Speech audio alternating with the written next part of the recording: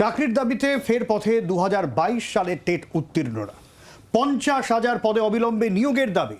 সল্টলেকে ইন্দিরা ভবনের সামনে চপ ভেজে চা বিক্রি করে বিক্ষোভ চাকরি প্রার্থীদের। আমরা আজকে 7 বছর ধরে বসে রয়েছি, পরীক্ষায় পাশ করেছি, টেট পরীক্ষা দিয়ে। আমাদের শুধু এইটুকুনি দাবি যে আমাদের শূন্য পদ দিয়ে আমাদের নিয়োগ করুক। আর কতদিন আমরা বসে থাকবো? দিদির কাছে আমাদের একটাই প্রার্থনা,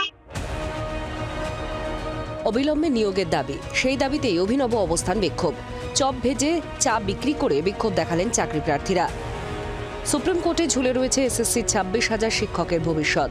কলকাতা হাইকোর্টে চাকরি বাতিলের নির্দেশকে চ্যালেঞ্জ করে দায়ের হওয়া মামলার শুনানি শেষে রায়দান স্থগিত রেখেছে সুপ্রিম কোর্ট। এই আবহেই নিয়োগের দাবিতে ফের পথে নামলেন চাকরি প্রার্থীরা।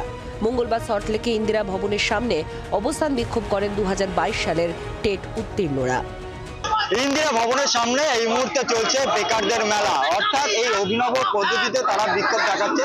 তারা 2022 সালের যারা টেট উত্তীর্ণ চাকরি প্রার্থী তারা, এবং তাদের যেটা বক্তব্য যে 50,000 শূন্য পদ, সেই শূন্য পদের নিয়োগ বিজ্ঞপ্তি অবিলম্বে প্রকাশ করতে হবে, সেই দাবিতে এই মুহূর্তে বিক্ষোভ দেখাচ্ছে।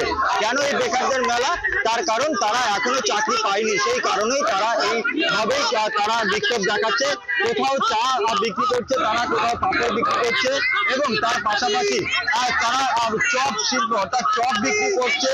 আর সেই চপ তারা এই মুহূর্তে ভাজছে। 10 লক্ষ শূন্য পদের মধ্যে থেকে আমাদেরকে এই শূন্য পদ দিয়ে নিয়োগের জন্য আজকে আমরা এসেছি।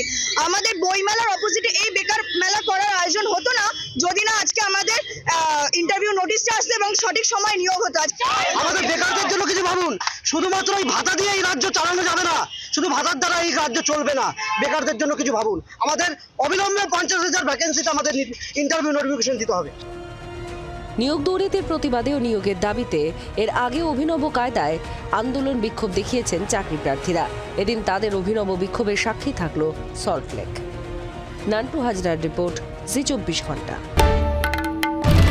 বাংলার আওয়াজ, বাঙালির আবেগ, জি 24 ঘন্টা।